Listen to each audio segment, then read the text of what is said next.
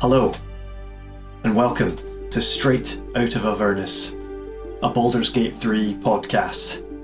I'm one of your hosts, my name's Drew, and I'm here with a close, nerdy friend of mine.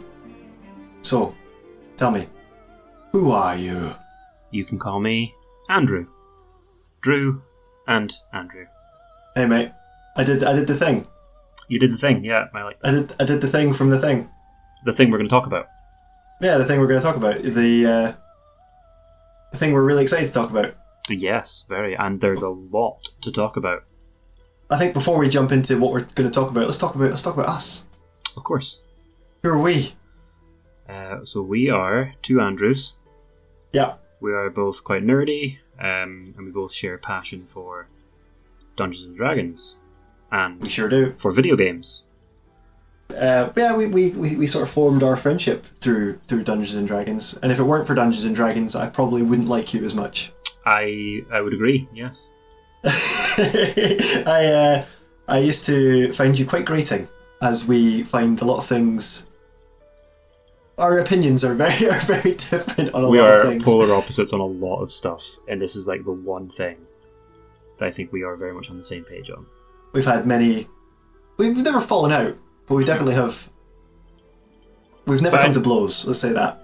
Yeah, we've never come to blows. We've never fallen out. But I think I know what you mean. I think if it wasn't for Dungeons and Dragons, our interests are too different for us to really. We run in the same circles. We sure do. It's just that we come at it from different sides, and I think that D&D really was the kind of the cement that stuck us together.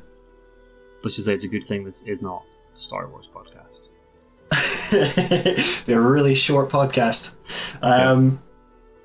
So yeah, we're going to come and talk about a video game for a podcast, because I don't know about you, Andrew, but I am an shameless fan of this game. No, I absolutely 100% agree. But tell me, what is Baldur's Gate? Baldur Gate itself is a city, and it is the titular city to the video game Baldur's Gate 3, specifically, that we're going to talk about. But the Baldur's Gate 1 and 2 are previous games that have existed. Have you played them? I have tried, being the optimum word, tried to play Baldur's Gate 1. It's old. And listen, yeah, it's old. I'm gonna throw this out here for the diehards. I know it's a classic. It's an RPG classic. It's like it's so iconic. It's meant to be the best. I couldn't play it because I just didn't get it. But Baldur's Gate 3 is a 5th edition Dungeons and Dragons based video game, with the 5e rule set. And I did have a think about this today, actually. I think the game itself is fantastic, it's great, but sure. I think knowing the 5e rule set quite well already really kind of lets you just ease right into the game. I do wonder if I would like it as much if it were another setting. I've thought that. You know? Yeah.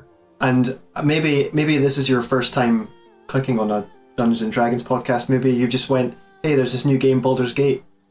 I'm going to dip my toes in with these lads talking about it, and hey, we're here for you. We're gonna take your hand and guide you into the Forgotten Realms. Join us.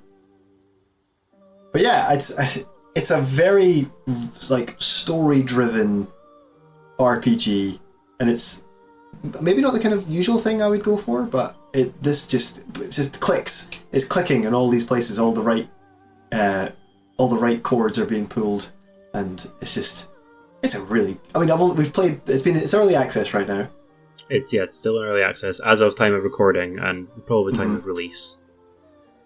And I've put a lot of hours into this, and you're barely in the first area. Yeah, the early access. Yeah, the early access it's Act 1. I don't know if it's the full Act 1. I don't think it can't be. I don't think so. And it's extensive. It's very extensive. For an early access kind of Act 1. So who knows how big this game is going to be when it is released very, very shortly. But yeah, I want to just going back to what we were saying about it being a Dungeons and Dragons setting. It's been pretty awesome. I mean, I think you didn't really know Baldur's Gate before this game came out, did you? No, I mean, I'd heard of the game Baldur's Gate, like the 1 and 2. I'd heard of them. Being a bit of a gamer, they've always kind of I've known they existed. I haven't known really what they were, what the setting was, and how they played, because I think they are very old. The first one's 25 years old, so it came out when I was 7. Yikes! So date yourself. So it's definitely not a game I would have gotten into at that time, and I struggle to get into older games anyway. So I wouldn't have experienced them myself.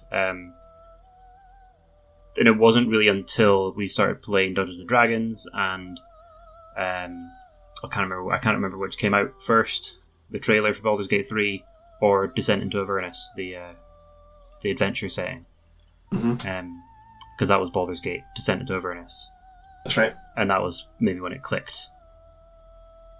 And also there was a fantastic launch trailer, or like kind of announcement trailer, of this poor fella being transformed into a mind flayer. And if you didn't know Baldur's Gate was Dungeons and Dragons, that should have. I did then. Yes. A mind flayer. Yes, when I watched the trailer, I was like, oh, I know what that creature is. I'd fought one of them. Yeah. Because Descent into Avernus was like the first adventure book that I bought, and I've devoured the lore. I love the lore. I'm a lore boy. So I'm really looking forward to getting into the city itself and meeting. I'm guessing we're going to bump into lots of famous names from Forgotten Realms lore, and I imagine there's going to be a ton of stuff in there to gobble up. Because what do you know about the city of Baldur's Gate? Do you have any? Not much. Only from what I got from reading the brief synopsis at the start of that adventure, which is it's a bit of a shithole. That's so exciting that you don't really know it. Yeah. It's something I wish I could. Sometimes I wish I could scrub certain parts of my memory. It thrives on like corruption and stuff like that, I think. Sure. The quote I liked was, "It's a viper's nest filled with schemers and schemes." So if that kind of sums up that city, and that's going to be the main drive of the story, I guess. Mm-hmm. Well, we don't know. We don't know. That's the thing. The early access hasn't gone into that at all, really. I think we'll talk about the game more absolutely soon. But why are we making that podcast, Andrew? What are we doing? To be honest, I think it's just an excuse to get together and nerd out about our experiences with it. Because we have a extensive friend group that plays Dungeons and Dragons, and I think there's maybe 2 more people in that group that will play this game, but not to the extent that I think we will. No, I think from what I've put in already, and you can take this as like my endorsement of the game. How many hours have you played, Andrew? 99. That's pretty good. And that kind of works out to what in Great British pounds? Oh, I worked it out a while ago. I think it was like 40 or 50p an hour. If that's not worth your money, I've managed to sink 300 hours into this early access sliver of a story. I don't know how I did it. I don't get the same opportunity to play video games that Andrew does, so I have no idea how this has happened. I think we worked it out as about 16 pence per hour. That's bang for your buck, baby. Like, what else have you spent that amount of money on in your life, where it's 16 pence an hour? Yeah, I think definitely early access. I think it's something I wouldn't have done. I've never done it before. I think it's a risk. I think you're kind of stepping into like the unknown when you get into the kind of early access, kind of buying things that haven't really been finished yet. For anyone that is unaware, early access is you're buying an unfinished product and you were buying it with the kind of the faith, I suppose, that the company that's making it is going to bring it to release and is going to take on board the community feedback. And I think having kind of kept up with all the development diaries and panel from hells that Larian Studios have been putting out, they kind of bought me as a consumer very early on. Like they garnered my trust. Yeah. I think we've spoken about it a lot, and it was that moment in their first gameplay reveal where the head developer just whiffed it. He absolutely just he party wiped. It was awful. He was rubbish. He died immediately. You know, I'm so used to like these big shows where they say, "Oh, our game is so cool. Yeah. Look at all these cool things. You can this your character can do infinite flips and kill people with single punches, and it's the best thing ever." And very scripted events. Yeah. And that just didn't happen. This didn't, and then that made me think, hey, this is the real deal. These guys are making something that's going to be, I mean, it's honest. Yeah, and it was pretty much that first fight he was in is the first encounter you can really come to after the tutorial, and party wipe, dead, restart. I thought that was great.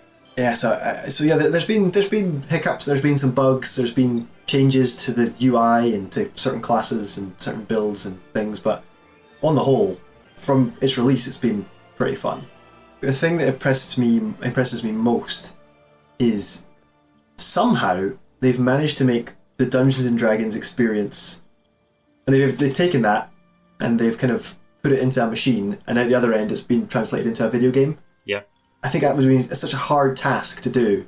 Yes, but as an RPG, I think in any RPG, you want your choices to matter. You don't want your kind of final choice to be red, white, and blue paths to walk down. You want it to have an impact, and you want whatever you decide to do. And when you're playing Dungeons and Dragons, you get that because you're responding off of the DM, and the Dungeon Master is responding off of you, and you kind of grow together and build a story together. So having this story that you kind of want to get into and feel those same feelings, they've done it. I don't know how they've done it, but they're doing it. Yeah, because Dungeons and Dragons as a tabletop role-playing game is kind of built on the freedom of choice to do whatever you want within the confines of the Dungeon Master's kind of world and their loose plan. You can do whatever you want, and this is probably the only game I feel has gotten really close to that point where I truly feel I can go in and do whatever I want with this, and the game will reward me for it or punish me appropriately. Yeah. Of course, I think that's a big thing. Is that even down to what race you choose in the character creator will have an impact going forward. You'll find that me and you and I will start the game probably at the same time, and we'll have incredibly different experiences just because of what race we chose, what background we chose, what class we chose, what feats we choose, what skills we invest our time into, what weapons we use, which spells we prefer. You know, there's so many variables and so many different ways that you can go.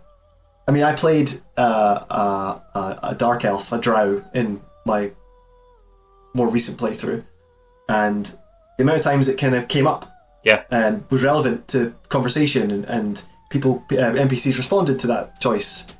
The drow specifically has very different voice lines from other characters, and different things you can say and different things you can do, and the way people react to you. And as the game's gone on and they've introduced more classes, and specifically like the barbarian, the druid, and the paladin, they get extra lines of dialogue that they can say that other characters just don't. The other characters, the NPCs, react to that. There's 12 classes. Yes. Or there will be. There are 12 classes, and that means that there's 12. Name them. Name them all, Andrew.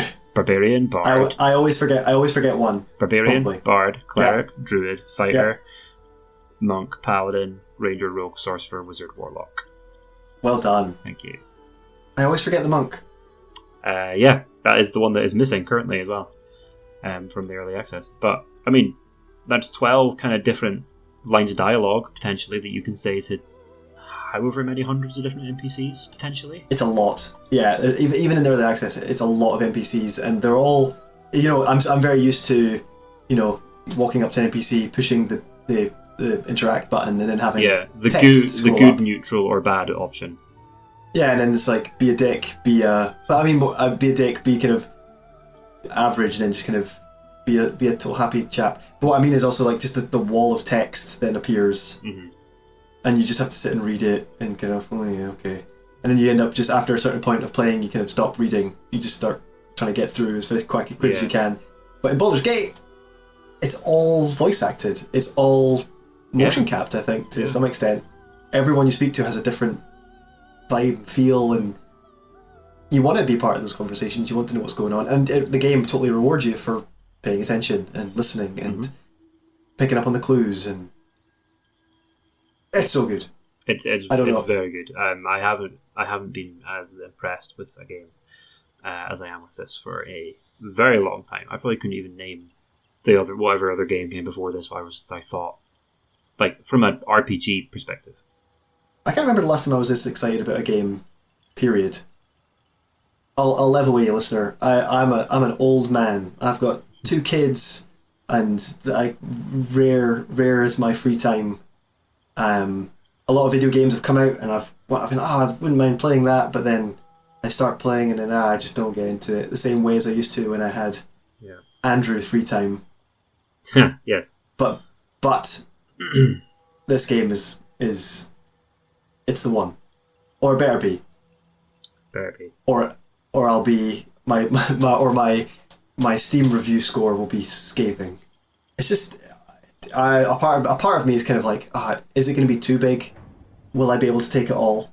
But even at the stage this game is in, I think it's going to be one that I'll return to. I'll keep coming back to it. I think I'm going to just, I'm in one of these kind of moods.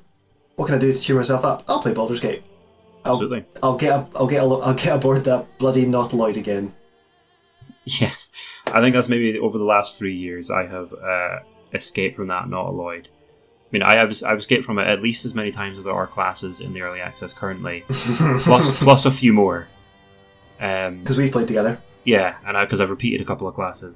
Yeah, it's hey, it's why we've called this podcast Straight Out of Avernus. Yep. Because I want to just get straight out of Avernus. I'm sick of this place. So what's our plans? What are we going to do? What are we going to do going forward? What are our plans? So I think we plan on discussing... Well, we had planned on getting a few of these podcast episodes under our belt before the official release, because hey, we had 2 months at the end of August, right? The end of August, yeah, that's when the game's coming out. Plenty of time for lots of podcasts. We can prepare them, take our time. Last week, no sweat. Larry and the absolute chads they are, say they're bringing it out almost a month early. Oh no! Yeah, devastating news. Kind of is. I had lots of things. I had lots of things in order that I need to get through these things. I feel for people that have booked like holidays off of work. The fools for the end of August. Yeah. Can you imagine taking the day off work and then you get the game in and the download is like enormous? Yeah, so you can't play it. Yeah, there was. I remember once. This is a slight anecdote. There was a very anticipated game coming out, and I just happened to be sick that day. Oh. No, I'm genuinely like feeling unwell, going to the toilet a lot.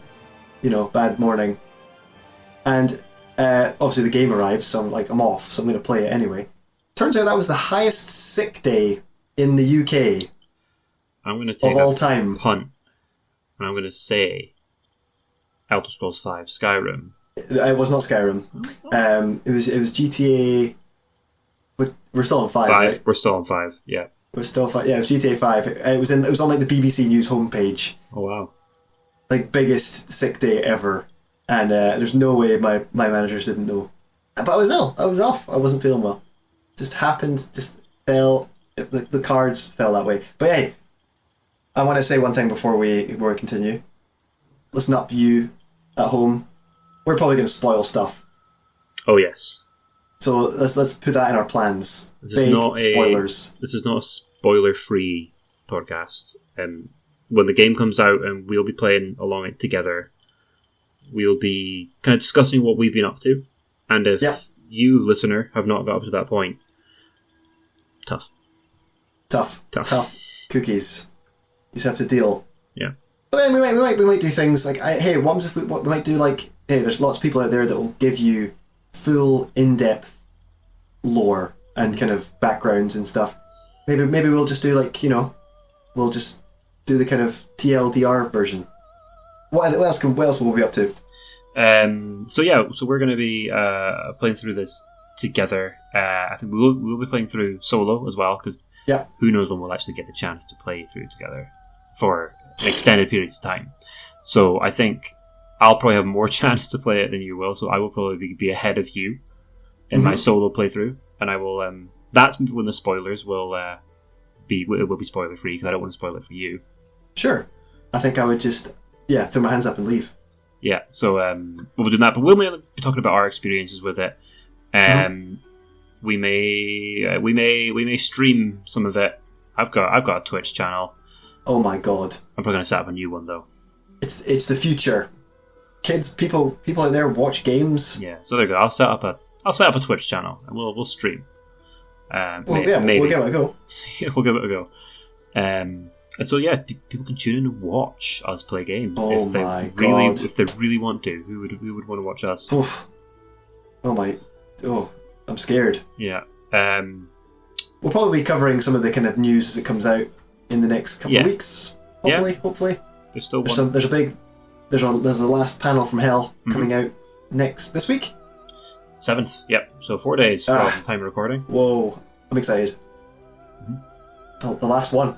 I think they're going to reveal a lot. I don't think we're going to get another patch before the game comes out. No. Even if we did, I don't think I would play it. How would you feel if they brought the game out sooner again? Again? Like, to just bring it out on the 8th?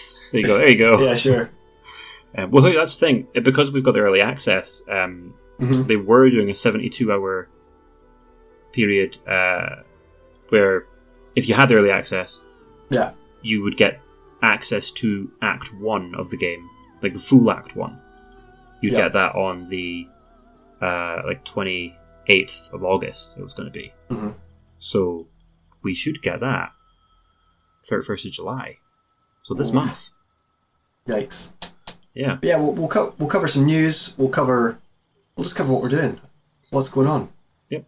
As we explore the Baldur's Gate, you listener will be exploring it with us. You can explore it with us. You can tell us all the things we missed. You can shout at us for making the wrong choices. How we're playing the game wrong. Tell us how our fun is wrong. Yeah. Because this is the internet, I don't expect any positivity. Hey, I think there's enough positivity between these two lads. 100%. Didn't we start this off by saying we probably wouldn't be friends if it wasn't for D&D? Can you imagine if this is the end? This is the end of our friendship? Yeah. But yeah, I want to kind of ask you one last question before we jet. What's your kind of favourite, a big memory or moment from Baldur's Gate 3 that's kind of stuck with you since playing for these last 3 years? Your favourite moment, your best bit? I think the hag fight. Spoilers, you fight a hag. The hag fight is very good, and it's very difficult, I find. A lot of saves coming with that one. Yep. Yeah. She puts you through the ringer trying to get to her little lair. Yeah. There's a lot of traps and challenges, and you can really do yourself one getting down to her. And then the fight itself, she's a bitch. Yes. Yep. She's so slippery. Yeah, it's quite a tough fight. It's a really interesting fight as well. Yeah. What about you? What's your best memory?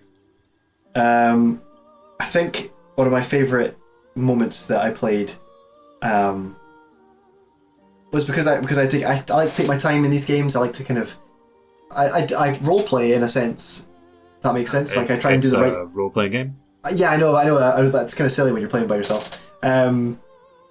But yeah, I kind of choose the right characters for the certain situations, and I like strategize and really plan out my moves. So you remember there's a part where you encounter a really beefy hobgoblin. Oh yeah. Juragzlan. Yeah, Jurag, something like that. Yeah. Yeah, and he's in this big chamber and he's up to some shenanigans, and I kind of scoped him out beforehand. I was like, all right, lads, here's the plan. I'm going to send my wizard high up into the rafters. He's going to get a big vantage point. He's going to be raining spells down on that hobgoblin and his crew. My warlock and his familiar are going to sneak invisibly behind him. So when the action kicks off, he'll be right on position to deal some damage. My cleric will be in the main door with my ranger main, who's going to be kind of in that situation, right on the ground, dealing with the henchmen, dealing with the chat options, kind of getting right in amongst the mix. And as whilst that's happening, my ranger's companion animal is going to barge in the other door, creating another line of attack. It's going to be seamless, lads. And I spent maybe 20 minutes. What could go wrong? I was like, yeah, this is going to be it, mate. There's so many levels of attack. There's nothing can go wrong.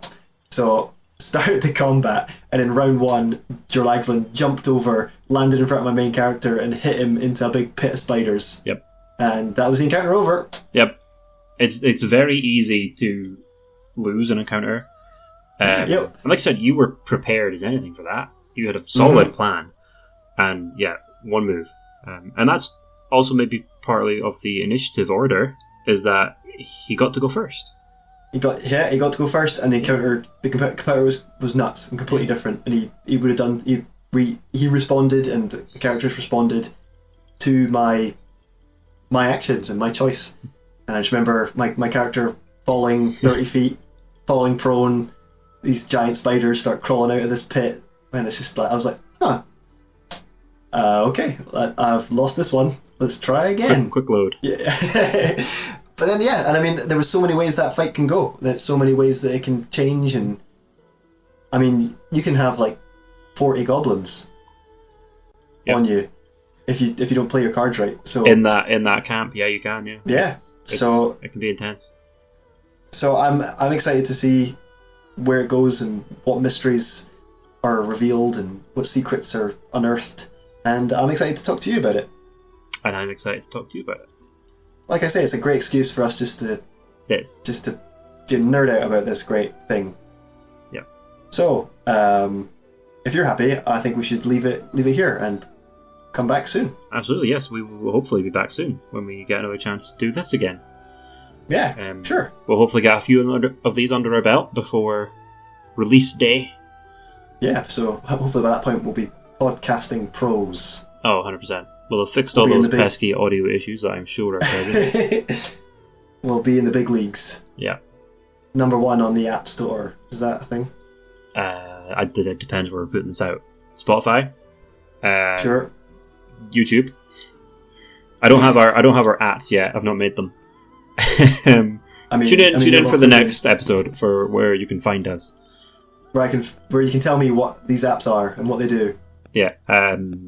Well, YouTube Shorts for our gameplay, TikTok, because that's what everyone's attention span is like these days, for quick little videos of funny content moments. Like the goblins in the Blighted Village will be everywhere. And thank you for listening. Thank you for joining us. Yeah, and thank you for joining me, Drew. Thank you, Andrew. Thanks for putting up with this hot mess. No worries. And yeah, you can catch us next time, and all of our various ats, which will follow next time. We're pending.